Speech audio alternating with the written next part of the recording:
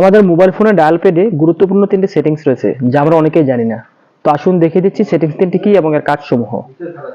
তার আগে আমার আইডি ফলো করে রাখতে পারেন, এরকম ইম্পর্টেন্ট ভিডিও আমি প্রতিনিয়ত দিয়ে থাকি যা আপনার অনেক কাজে দেবে। আর যারা ইউটিউব চ্যানেল থেকে আমার ভিডিও দেখছেন তারা আমার চ্যানেলটি সাবস্ক্রাইব করে বেল আইকনে প্রেস করুন। সেটিংস 3টি জানার জন্য প্রথমেই আপনি আপনার ফোনে ডায়াল প্যাড অ্যাপসটি ওপেন করবেন। অ্যাপসটি ওপেন হওয়ার পর উপরে যে 3 ডট রয়েছে তার উপর ট্যাপ করে দিন। এবার এখান থেকে সেটিংস যে অপশনটি রয়েছে তার উপর ট্যাপ করে দিন।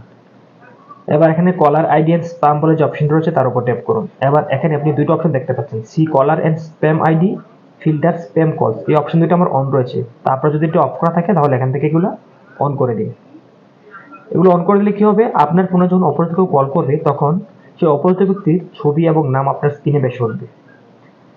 এবার ব্যাকে চলে আসি। এবার এখানে আরো একটা অপশন রয়েছে, কলার আইডি অ্যানাউন্সমেন্ট যে অপশনটি রয়েছে তার উপর ট্যাপ করে দিন। এবার এখান থেকে অপশনটি অলওয়েজ, যদি আপনার নেভার করা থাকে তাহলে এখান থেকে অলওয়েজ করে দিন, যার ফলে আপনার ফোনে যে কল করবে তার নামটি আপনার